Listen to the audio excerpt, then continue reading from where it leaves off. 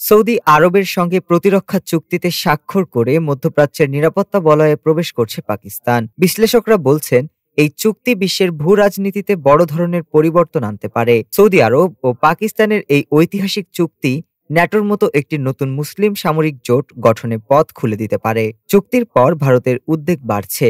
বিশেষত চুক্তিতে বলা হয়েছে, যে কোনো এক দেশের উপর হামলা মানেই উভয় দেশের উপর হামলা। বিশ্লেষকদের মতে এটি দক্ষিণ এশিয়ার শক্তির ভারসাম্যকে ভারতের বিপক্ষে সরিয়ে দিতে পারে। বিবিসি ও রয়টার্স জানিয়েছে, চুক্তির মাধ্যমে সৌদি আরব ইসলামী বিশ্বের একমাত্র পরমাণু শক্তিধর রাষ্ট্র পাকিস্তানের সঙ্গে ঘনিষ্ঠ হলো। এটি ভারত সৌদি সম্পর্কেও চাপ তৈরি করতে পারে। তবে অনেকে বলছেন, দিল্লি হয়তো পরিস্থিতিকে অতি মূল্যায়ন করছে। সৌদি আরব এখনও ভারতের দ্বিতীয় বৃহত্তম বাণিজ্য অংশীদার। ওয়াশিংটনের বিশ্লেষক হুসেইন হাক্কানি সতর্ক করেছেন, বিষয়টি নির্ভর করবে রিয়াদ ও ইসলামাবাদ আগ্রাসন শব্দটি কিভাবে সংজ্ঞায়িত করে।